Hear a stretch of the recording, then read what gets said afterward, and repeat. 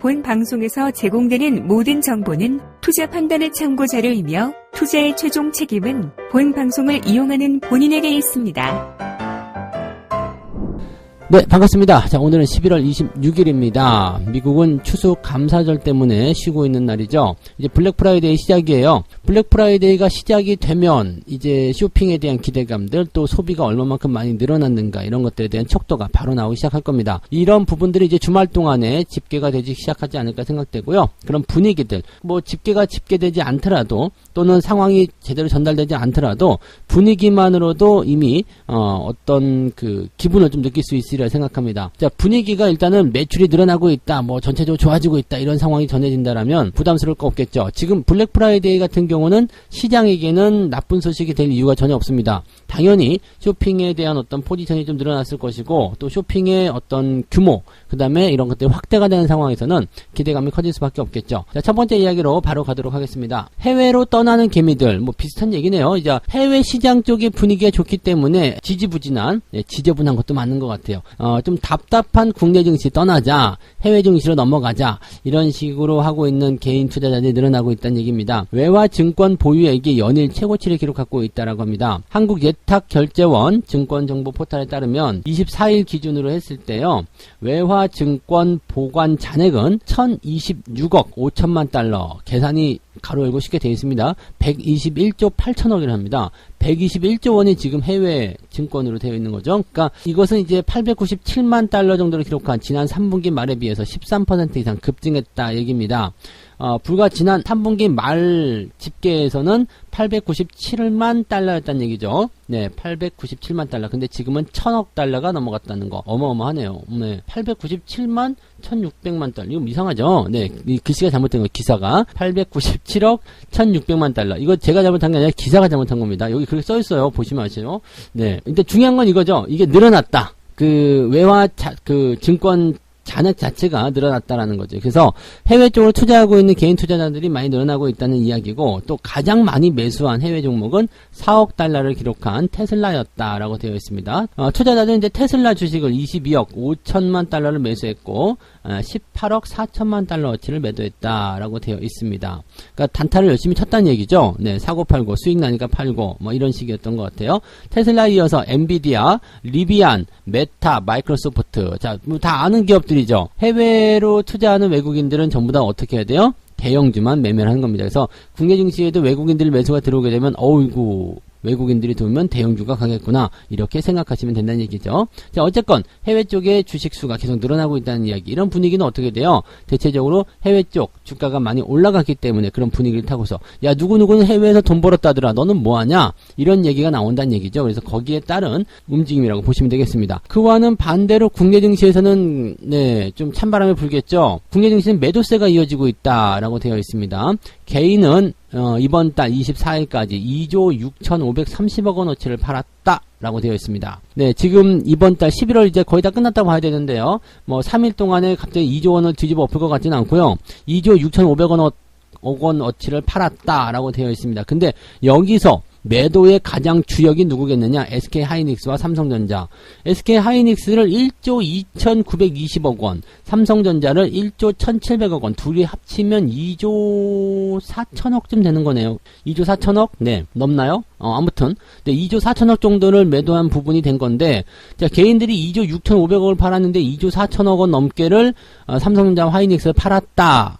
그럼 뭐예요? 이게 다 손절 매도죠. SK하이닉스와 삼성전자에 또 그만큼 많이 들어가 있었고, 그만큼 또 많이 손절 매도로 나왔다는 얘기입니다. 이게 이번 달에만 나온 게 아니라 지난달, 지지난달 해가지고 주가가 하락할 때 일찌감치 손절 매도 친 사람들도 많이 있었다는 얘기입니다. 물론 주가가 들어온 부분도 많이 있었겠습니다만, 자, 열심히 팔아치웠다는 거. 열심히 팔아치웠다라는 것은 다른 의미로 해석하면 개인들이 팔아먹었기 때문에 누가 샀을까요? 기관이나 외국인들이 그걸 받아갔다는 이야기겠죠. 자, 그 외에도 이제 개인 투자자들은 네, 지금 인버스 쪽, 곧버스에 또 매수세를 보여주고 있는 모습이고요. 순매수 1등이에요. 그 다음에 네이버에 비해서 네, 상위 2등이네요. 인버스 쪽, 곧버스 쪽에 매수가 2위, 그 다음에 네이버에 매수 1위로 올라가 있다고 합니다. 네이버도 그러면 잘 못 갈 것 같은 느낌인데요. 네. 아무튼, 네, 개인 투자자들이 이제 주가 하락 쪽에 계속 베팅을 하면서 그동안 이제 희망 회로를 계속 돌렸었던 SK 하이닉스와 삼성전자를 팔고 있다라는 거. 이 부분은 우리가 긍정적으로 캐치해야 될 뉴스입니다. 개인들이 팔고 있다라는 거 좀 미안하지만 외국인과 기관이 그 물량을 받았다는 것에서 저는 저점을 이야기하고 싶은 거죠. 저점에 대한 부분에서는 외국인과 기관의 매수가 들어오게 되고 또 추가 상승. 자, 지금은 SK 하이닉스와 삼성전자에 질려버린 상태예요. 그러면 얘네들이 주가가 조금 반등을 한다고 하더라도 개인들의 매도는 계속될 수밖에 없습니다. 그러면 올라가면서 이제 물량을 계속 받아먹겠죠. 누가 받아먹어요? 외국인과 기관들이. 하지만 그냥 계속 올리진 않아요. 올렸다 내렸다 하면서 계속적으로 나오지 않은 물량까지 다 끄집어내려고 할 겁니다. 다 끄집어내고 나서 지들이 다 받아가고 나면 그 다음부터는 본격적으로 매수만 치고 올라가겠죠. 올라가는 동안에 개인들은 계속 팔 거니까 걱정 없겠죠. 이제부터는 수익을 위한 매수다라고 하면서 쭉 치고 올라가게 되면 나중에 다시 삼성전자, 하이닉스 뉴스가 이렇게 나올 거예요. 역시 SK 하이닉스와 삼성전자. 네, 이렇게 얘기가 나올 텐데 그때쯤 돼서 돌아보면 다시 후회가 되겠죠.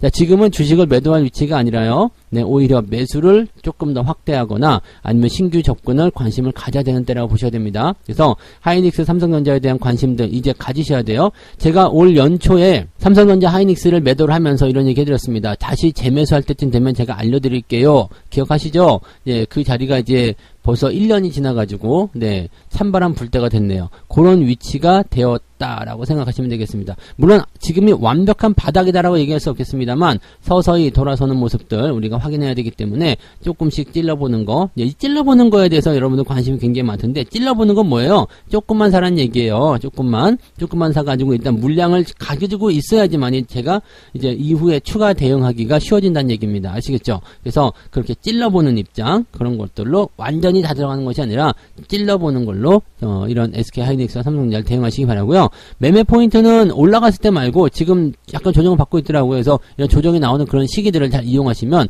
좋은 타이밍을 잡으실 수 있을 겁니다. 급등하거나 상승세가 계속 지속되는 때 그때 무리하게 따라가지 마시고요. 반드시 상승 이후에 조정이 들어온다. 그 법칙을 이용하시기 바랍니다. 해외 쪽으로 이제 개인들이 떠나는 이런 입장들은 충분히 이해는 갑니다만 해외 쪽이 너무 또 바글바글 되고 있다라는 거 그런 부분들에는 먹을 게 없어요. 소문난 잔치에 가면 먹을 게 없다라는 거 기억하시기 바라고요.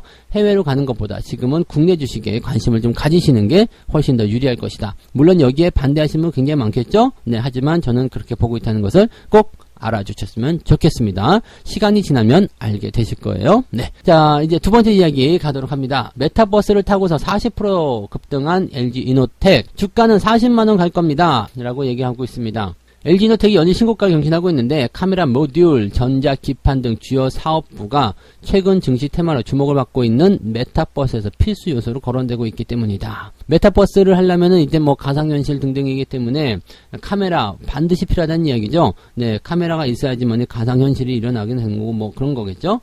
네, 실질적으로 이제 요즘에 그 자동차 내비게이션 보니까 카메라로 영상을 찍어요. 그 영상에다가 바로 내비게이션을 입혀가지고 실제 도로를 주행하는 것 같은 그런 화면이 나오더라고요. 그거 괜찮던데요. 지금처럼 이렇게 뭐 그냥 3D 화면이나 뭐 그냥 평면도에다가 이상한 자동차 그림 하나가 달려가는 그런 그림이 아니라 실제 도로를 주행하는 것 같은 거기에 화살표가 아주 실감나게 나타나고요. 여기에 꼭 필요한 게 바로 이 카메라다라는 얘기입니다. 그래서 이 카메라 관련한 부분이고요. 지금 상장 이후 처음으로 30만원대 돌파하게 되는 이 LG 이노텍. 자, 과연 네, 증권사 예상대로 40만원을 찍어줄 것인가. 근데 증권사 목표치 나오면 저는 좀 불안해요. 왜냐면 증권사 목표치가 조금 부풀려지는 경향이 좀 있거든요. 그래서 실질적으로 이제 증권사 목표치가 나오고 나서 주가 떨어진 사람이 굉장히 많았어요. 특히 테마주. 그러면 테마주로 해서 주가 빵 하고 상승하게 되면 개인들이 일단 관심을 가지거든요. 그런데 증권사 리포트가 짜잔 튀어나와가지고 40만원 간대요. 뭐 하십니까? 들어오셔야죠. 들어와. 이 지랄을 하고 있을 때 개인 투자자들이 훅 넘어간단 말이에요. 그럼 꼭지를 항상 잡아요. 그 자리에서 매수했는데 조금 더 올라가죠. 왜? 나 같은 개인 투자자가 같이 들어오니까요. 그렇게 해서 상투가 잠깐 생기게 되는데 지금 물론 LG이노텍 같은 경우는 잠깐 뭐 이렇게 상승한 부분들이 길게 올라가지 않았고 그냥 뭐 신고가 나와서 주목을 받고 있는 모습이기 때문에 그렇게까지 볼만한 부분은 아니겠습니다만 약간은 좀 조심을 해야 되는 단기 조정이라도 나와야 되는 그런 상황이지 않겠는가라고 판단이 좀 됩니다. 자, 지금 전체 매출 가운데서 60에서 70% 정도를 카메라 모듈 사업이 차지하고 있다라고 합니다. 이 중에서 애플에 공급하는 물량이 상당하다라고 되어 있기 때문에 지금 현재 뭐 애플카 붙어 해가지고 난리가 아닐 거란 이야기죠. 애플이 메타버스 콘텐츠 구축을 위한 확장 현실 기기에 대한 출시를 준비하고 있는 거에다가 애플카 그 자율주행 관련한 얘기들 막 나오고 있기도 하죠. 여기에 LG 이노텍이 핵심 부품을 공급하면서 재평가가 기대된다, 이런 분석이 나오는 거죠. 시장 자체는 계속 커질 거예요. 메타버스 관련한 부분,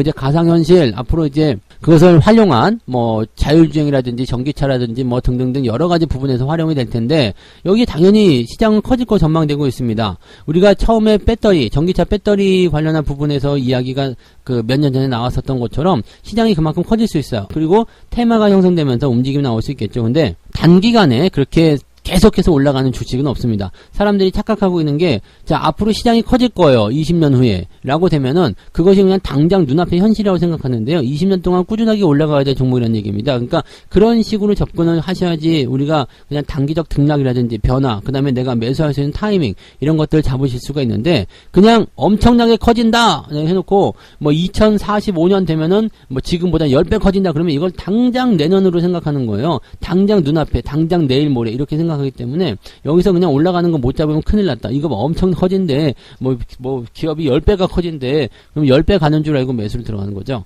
그래서 그런 식의 투자가 조급함을 불러오기 때문에 상당히 이제 부담감을 느끼게 되는 사례가 많이 이렇게 나타나는데, 이런 것들은 별로 좋지 않습니다. 그래서 지금 일단은 증권사에서 목표 주가 올리는 것은 그만큼 갈 거라고 생각하기 때문이에요. 그리고 그만큼 갈 거예요. 40만원 언젠간 갈 겁니다. 근데 우리가 삼성전자 하이닉스에서 겪어봤듯이 언젠간 가기는 가는데 그게 지금은 아니라는 이야기가 될 수 있습니다. 그래서 그 부분들 꼭 조심하시기 바랍니다. 그 언젠간까지 기다릴 수 있는 사람이라면 상관없습니다. 물리든 말든 상관없어요. 어쨌든 지금 가격보다 높을 거 아니에요. 그러면 상관이 없는데, 대부분의 투자자들은 겪지 못한다는 이야기죠. 그래서 그 부분을 경험하게 된다라면 거기서 나타나는 그 고통, 그 힘듦, 이런 것들을 내가 감내할 수 있을 것인가 충분히 검토하시고 들어가시기 바랍니다. 지금 현재 목표 주가 같은 경우는 현재 주가 대비해서 30%대 이상입니다. 그래서 30%대 이상이라면은 약간은 경계를 해야 되는 물량이에요. 왜냐면 현재 주가 대비해서 하면 10%대 또는 20%대 이렇게 조금 안쪽으로 들어와 있어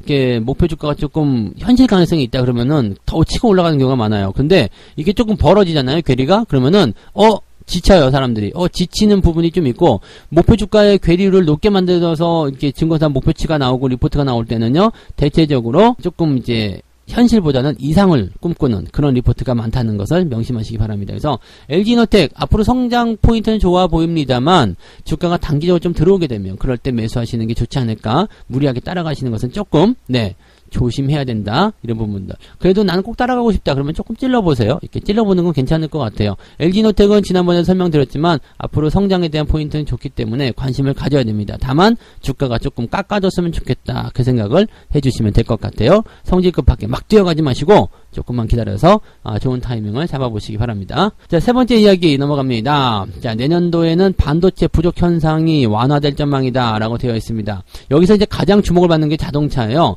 지금 최근에 자동차 관련주들이 조금씩 움직이려는 모습도 조금 있었어요. 왜냐면 이제 그동안 반도체 공급 부족 때문에 신차를 팔고 싶어도 팔지를 못해. 왜냐면 반도체가 없으니까요. 그러다 보니까 요즘에 이거는 우리나라뿐만 아니라 해외에서도 마찬가지입니다.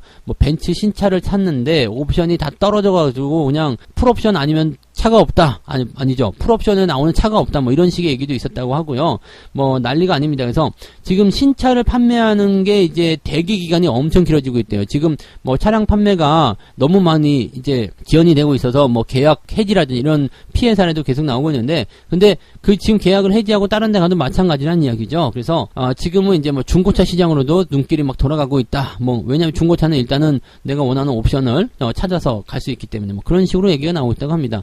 아무튼 그러다 보니까 자동차에 대한 어떤 수요나 인기는 계속 꾸준하게 늘어나고 있는 상황인데, 이 차량 출시가 안 되고 있기 때문에 이제 좀 답답했었던 부분이 있었겠죠. 이 반도체 수급만 되면 괜찮을 텐데 라는 부분이었던 겁니다. 그래서 반도체 수급이 이제 조금씩 풀리게 되면서 이제 차량용 어떤 판매가 조금 더 활발해질 것이다. 그래서 실적이 좋아질 것이다 라는 얘기가 나오고 있습니다. 올해 한 해 동안 이제 주가가 좀 그다지 좋지 못했었죠. 애플카에 대한 이야기 나와서 주가가 좀 뛰었었지만 애플카 이슈 줄어들게 되면서 애플카 안 해요 이런 공시 나왔었잖아요. 그 이후에 주가가 떨어지는 그런 형태로 갔습니다. 지금 자동차 업계가 주가의 어떤 박스권을 깨고 내년도에는 상승하게 될 것이다. 그래서 미리미리 준비하자 이런 전망들을 보여주고 있는 상황인데 거기에 대한 근거가 바로 실적 개선입니다. 근데 여기 실적 개선 그래프에 굉장히 좀 재밌는 게 나타났어요. 뭐냐면 자동차 내년 순이익이 2.3조 원 증이익이 될 것이다. 증가할 것이다. 이런 전망이 나오면서 각종 업종하고 비교를 좀 해놓은 그래프가 나왔는데 자 1등이 뭐냐면 조선입니다. 근데 조선은 실적이 아주 크게 늘어난다는 어떤 부분도 있겠습니다만 적자에 대한 부분으로 적자가 축소된다라는 그런 개념으로 접근되어 있어요. 그래서 조선 업종이 그러면 1등인데 계속 올라가야 되는 거 아닙니까? 이게 아니라 적자 축소 국면이기 때문에 얘네들은 조금 더 천천히 움직일 거라 보시면 되는 거고요. 근데 운송 그 다음에 자동차, IT, 가전, 반도체 이런 쪽으로 전부 다 내년도에 실적이 증가할 것이다 라고 전망되어 있습니다. 조금 얘기가 다른 부분이 있죠. 네, IT, 반도체, 가전 이건 못들이에요. 실적 별로 안 좋아요 라고 증권사에서 그렇게 얘기했었던 부분들인데 지금 리서치센터의 그 한국투자증권의 리서치센터 조사 자료에 따르면 조선, 운송, 자동차, IT, 가전, 반도체 순으로 내년도 순이익이 증가할 것이다 되어 있습니다. 지금 제가 말씀드린 이 업종이 뭐죠? 경기 민감주. 경기 민감주의 이익이 증가한다. 이것이 시장의 전체적인 분위기를 대변한다고 보셔도 될 것 같아요. 지금 자동차 보러 왔다가 전체 시장을 보고 있는 그런 상황이 되는 건데 자동차도 경기 민감주에 속하기 때문에 거기에 포함된다고 보시면 되는 거고요. 그 중에 하나일 뿐이다라고 생각하시면 되겠습니다. 자, 경기 민감주가 일단 치고 올라간다는 거 이게 굉장히 중요한 포인트예요. 그리고 단순하게 이제 자동차의 판매량이 늘어난다. 그 다음에 반도체의 어떤 판매량이 늘어난다. 여기서 중요한 부분이 아니라 전체적으로 경기가 좋아지는 것을 내년도에 예상 전망을 하고 있다라는 거게 되겠습니다. 그래서 내년도 실적 예상치가 있는 기업들 지금 관심 가져야 되는데 여기 잘 보세요. 자동차, IT, 가전, 반도체 등등등 이건 뭐 하는 기업들이죠? 다 대기업들이에요. 여러분들이 지금 열심히 팔아치우고 있는 바로 그 종목들이죠. 아까 전에 이제 신문기사에 말씀드렸었던 삼성전자 이런 것들이 포함되어 있는 기업입니다. 개인 투자자들이 열심히 손절매도 하고 있는 기업. 여러분들이 지금 현재 가지고서 고통받고 있는 바로 그 기업들이 내년도에 실적이 증가한다는 이야기예요. 여기서 우리가 생각할 바가 분명히 있을 거라 생각합니다. 결론은 여러분들이 내셔야 되겠습니다만 지금 현재 상황에서 본다면 분위기는 반드시 반전될 것이다 라는 것을 꼭 생각하셔야 되겠죠. 그래서 어쨌건 자동차 종목도 여기에 포함되어 있기 때문에 긍정적으로 판단해보고 매수할 만한 타이밍이 올 것이다 라는 것을 우리가 믿어 의심치 않아도 될 것 같습니다. 자, 오늘은 여기까지 이야기해드리고요. 고맙습니다.